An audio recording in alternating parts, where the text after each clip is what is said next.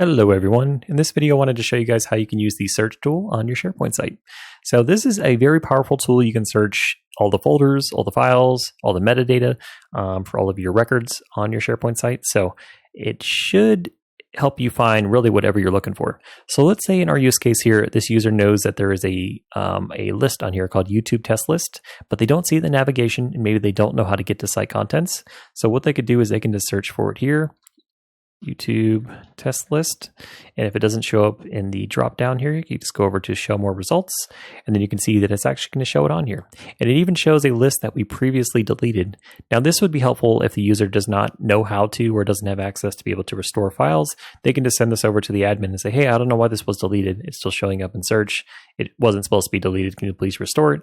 And then so it's helpful to be able to find things that maybe aren't showing up for you just randomly sifting through files, but maybe you can find it through the search and then provide it to your admin to dig a bit deeper.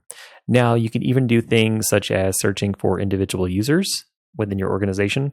So let's say we want to find all references to Brad Pitt, who is a member of our organization. Now if we search it and go ahead and click on this, it's going to take us to the list item record where we have Brad Pitt, and he was here. He was referenced on the Who Referred You for the YouTube test list 2 entry. So it's a very powerful tool. And if we were to go within something, let's actually go to our documents. And then let's just imagine that there was a whole bunch of stuff on here, and then we just wanted to find stuff related to benefits. If we searched it, then what it would do is it would actually search just within this folder or this library to be able to show us all of the things that are relevant to our keyword that we're searching. So you have the ability to search globally, you have the ability to search within libraries, you have the ability to search within folders.